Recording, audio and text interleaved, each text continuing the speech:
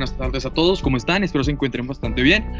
Hoy venimos a presentarles con mucho orgullo nuestro proyecto de probabilidad estadística 2, que tiene como principal tema la influencia de la música sobre el comportamiento del ser humano. Nosotros somos el grupo 4.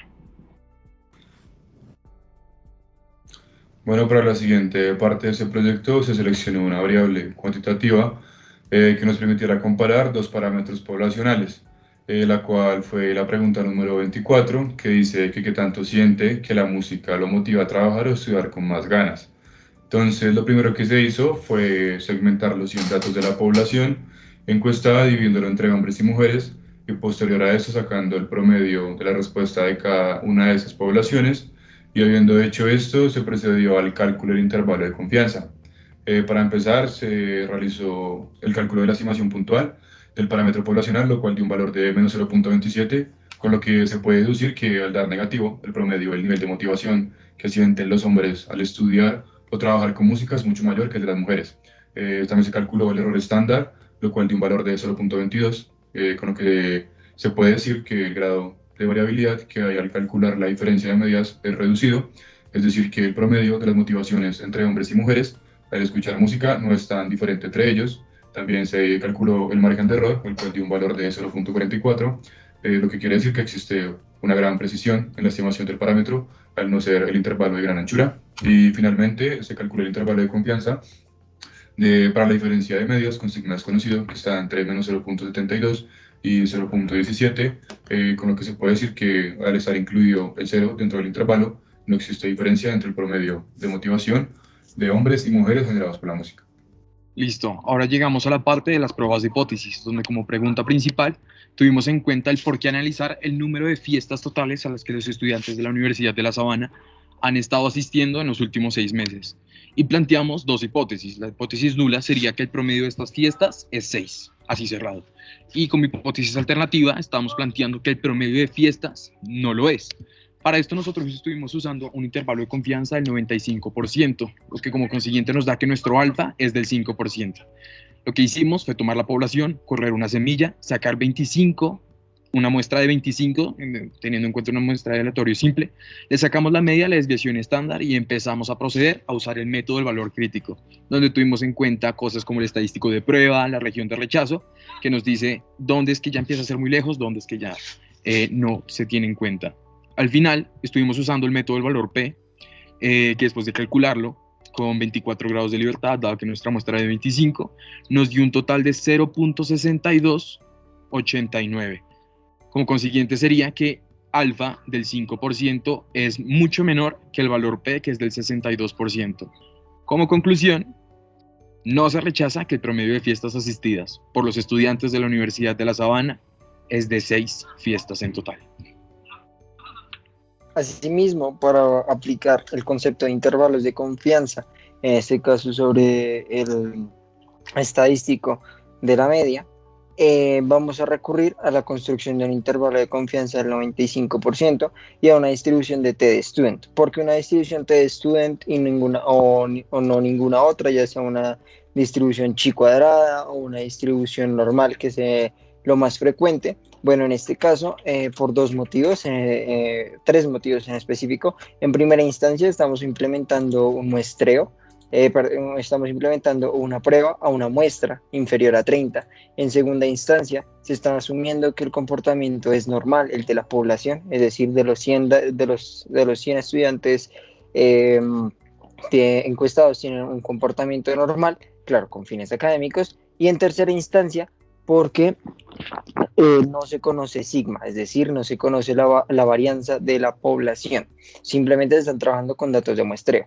Así que sobre esa misma muestra implementada anteriormente en la prueba de hipótesis y los mismos grados de libertad, se construye un cuantil por dos colas, ya que se está planteando la diferencia de más no mayor a un punto o menor a un punto. Entonces se calcula, se construye este cuantil por los dos extremos de la distribución T, y asimismo se puede obtener el límite inferior y el límite superior para tener ese intervalo de confianza del 95%. Vemos que como límite inferior obtenemos un valor del 3.40 y como límite superior el 7.87, es decir, que 6 se encuentra dentro de este 95% de confianza. Así que como conclusión, bueno, podemos sacar dos conclusiones. En primer lugar, que se puede afirmar con un 95% de confianza que, que la media o el promedio de fiestas a las cuales asistieron los estudiantes de la Universidad de La Sabana en los últimos 6 meses, sí es de 6, y asimismo se corrobora y se sustenta con más fuerza la prueba de hipótesis ya implementada. Y se esperaría que a nivel de población se tenga un comportamiento similar. A continuación, decidimos hacer una misma prueba de hipótesis muy similar, sin embargo quisimos poner a prueba dos parámetros poblacionales. En este caso, decidimos comparar hombres con mujeres y comparar quién va a más fiestas. Es por eso que hicimos las siguientes hipótesis. Como hipótesis nula dijimos que el promedio de mujeres que van a fiestas es mayor al promedio de hombres que van a fiestas. Y, pues, súper contentemente, dijimos que la hipótesis alternativa es que el promedio de hombres que van a fiesta es mayor al promedio de mujeres que van a fiesta. Después de haber corrido los cálculos en R y hacer una prueba de hipótesis para la diferencia entre dos poblaciones, conociendo la varianza, pudimos darnos cuenta que el valor P es de 0.0329. Esto es muchísimo menor que 0.1. Por ende, pudimos concluir que se rechaza que el promedio de mujeres van a más fiestas que los hombres. Es decir, rechazamos la hipótesis nula, ya que los resultados son altamente significativos para demostrarnos que no se debe aceptar, se rechaza la hipótesis nula y tomamos la alternativa. Bueno, siguiente, decidimos tomar la variable 19, la cual está representada por la pregunta ¿cuántos minutos al día se escucha música? De manera que nuestra hipótesis nula será los datos se ajustan a la distribución Poisson y la hipótesis alternativa será que los datos no se ajustan a la distribución Poisson. Entonces, teniendo en cuenta el libro de Estadística para la Administración y Economía, la 10ª edición, la de Anderson, se realizó la prueba de bondad y ajuste para la distribución Poisson. Entonces, como se pueden ver en las gráficas, y el valor P, el cual es de 3.20 por 10 a la menos 0, el cual estadísticamente se puede tomar como 0, se llega a la conclusión de que teniendo en cuenta la prueba de bondad realizada sobre los datos de la variable 19, se puede concluir que la hipótesis nula se rechaza debido a que los datos no se ajustan a una distribución Poisson. Terminado este punto, lo que pasamos a hacer fue la selección de dos variables cualitativas, sexo y género musical, las cuales se sacaron de las preguntas sexo del entrevistado y cuál es su género musical favorito para estudiar o trabajar. Con estas variables lo que se quería lograr era probar si existía alguna independencia o no entre estas dos. Para hacer esto, lo primero que se hizo fue construir una tabla, como se expone a continuación, en la que se organizarán los datos registrados por toda la población encuestada, es decir, los 100 datos de las 100 personas. Esta expuso que las mujeres prefieren el pop sobre la mayoría de los otros géneros musicales, contrario a los hombres, que por más que escucharan gran variedad de música, escogieron después de la opción de otro tipo de género musical, la música jazz. Ahora bien, para calcular la prueba de independencia, lo que se hizo fue plantear una prueba de hipótesis, en la cual se expuso como hipótesis nula asumir independencia entre sexo y género musical, y como hipótesis alternativa asumir dependencia entre sexo y género musical. Haciendo uso de la función DR, chisq.test, se hicieron los cálculos y se obtuvo un valor P de 5.868 por 10 a la menos 16, lo cual estadísticamente se podría aproximar a un valor P igual a 0. Al ser P menor a 0.01, se rechaza H0 y es posible decir que los resultados obtenidos son altamente significativos. Por otro lado, también se puede concluir que si se tiene un nivel de confianza del 95% y por tanto se sabe que el alfa es del 5%, se podría deducir que al ser alfa mayor que P se rechazaría H0, es decir, que la preferencia por un género de música en particular no es independiente al género del consumidor. Establecer una regresión lineal me permite describir el comportamiento de dependencia entre dos variables. Así pues, con el fin de poder cumplir con nuestro objetivo general propuesto desde el inicio del proyecto, vamos a implementar las preguntas 19 y 24, las cuales relacionan que la música tendría una influencia sobre el comportamiento. Pues en la teoría se dice por parte de la Universidad de Stanford en el 2017 que al escuchar música se involucran partes del cerebro como las que también se implementan para cuando uno presta atención, hace predicciones y actualiza eventos. Y también que al estar sometido a música realizada por los compositores de hace 200 años, esta permite que el cerebro organice mucho más fácil la organización entrante. Entonces se evidencia que hay una relación. y una influencia por parte de la música. Y asimismo, el Journal of Cognitive of the Psychology en 2011 estableció que dependiendo del tipo de personalidad del individuo sujeto a la prueba, si es una persona extrovertida, la música hace que tenga mejores efectos en el rendimiento que hacerlo en silencio. Inclusive cualquier sonido de fondo le ayuda, pero para las personas introvertidas parece que también les dificulta realizar las tareas. Pues bueno, vamos a comprobarlo con base en nuestros datos. Para este modelo, pues para cualquier modelo que vamos a ver a continuación, vamos a tomar nuestros 100 datos obtenidos por medio de la encuesta como nuestra muestra total. Y para la población vamos a obtener todos los estudiantes de pregrado de la Universidad de La Sabana sin importar la facultad. Pues bueno, al ver un plot y una construcción de un diagrama de dispersión con base a estas dos variables, vemos que lamentablemente no hay una regresión, no hay un comportamiento que establecer, no hay un comportamiento lineal que se pueda instaurar, y esto se debe debido a que la pregunta 19 está limitada a un modelo Likert, es decir, que su franja siempre va a ir de 0 a 5 y nunca va a poder superar esta marca.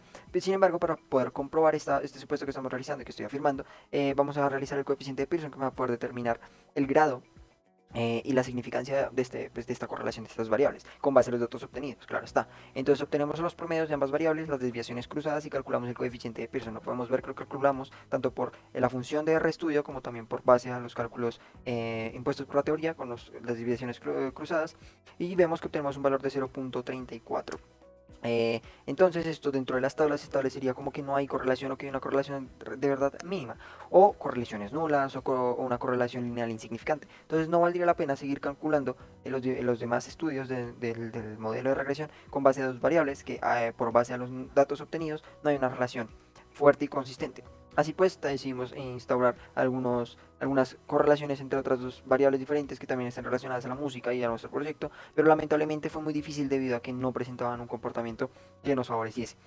Así pues, para efectos de la academia y no dejar este punto en blanco, decidimos realizar la construcción con base al peso y la estatura, que como vemos ya el diagrama de dispersión se comporta totalmente diferente a lo que estábamos evidenciando anteriormente. Realizamos el mismo procedimiento para calcular el coeficiente de Pearson y obtenemos un valor de 0.7, lo cual dentro de las tablas podemos comprobar de que ya se puede establecer una correlación regular o una correlación fuerte, según dependiendo del caso, e inclusive una correlación lineal alta o muy alta. Así pues, ya podemos continuar para construir una prueba de hipótesis para RxY. Y esto me va a poder permitir determinar si este modelo va a tener una influencia dentro de la población, que son todos los estudiantes de la Universidad de La Sabana.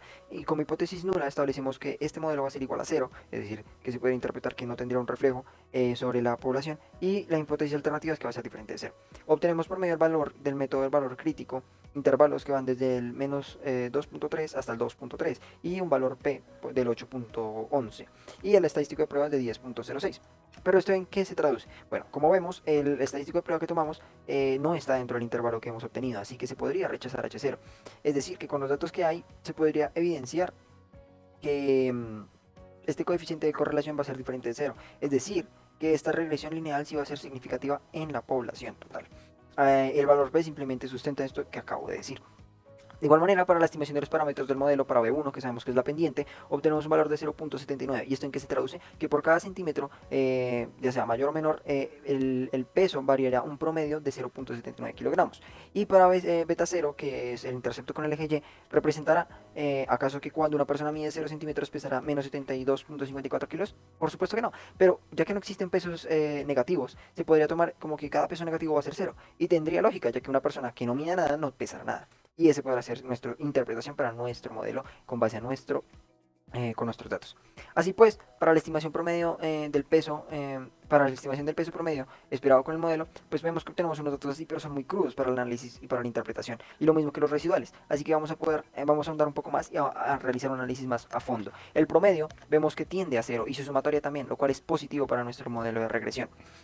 Asimismo, realizamos pruebas de normalidad, ya que con base a la teoría propuesta y establecida desde hace muchos años, vemos que los residuales tienden a tener un comportamiento normal. Y es que acá nos deja al borde, ya que si realizamos la prueba de Shapiro-Wilk, obtenemos un valor P del 0.02, es decir que dependiendo del alfa que tomemos, rechazaríamos o aprobaríamos H0 en las pruebas de normalidad. Y recordemos que H0 en las pruebas de normalidad, es decir, la hipótesis nula, es que sí hay normalidad.